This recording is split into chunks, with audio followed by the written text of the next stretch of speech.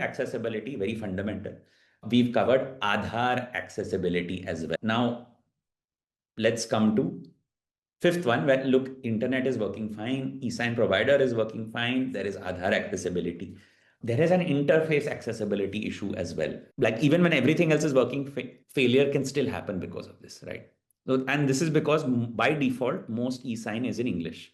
And then we say, okay, what's the issue with this? The issue is that in rural India, especially, English penetration is very low. We are often conditioned to think that this number is higher due to our own environment around us, but our perception cannot beat the actual facts on the ground. And for people who are not fluent in English, the eSign interface being in English looks a bit like how this interface we're showing you on screen looks for you.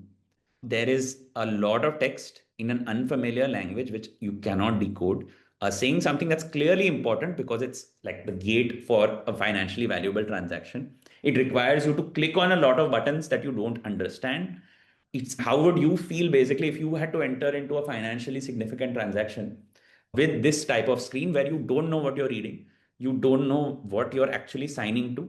You're made to do a sign, but you don't know what you're actually ticking, signing, and like pressing next on. You would feel like so many borrowers do, and you would actually reject the e-sign process. You'd say, just get that paper, which I'm familiar with, right?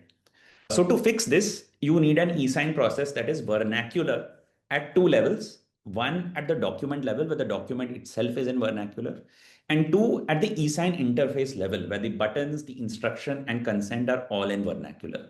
Without this, you will be alienating most, if not all, of your KCC base, and will probably push more people away from actually adopting KCC.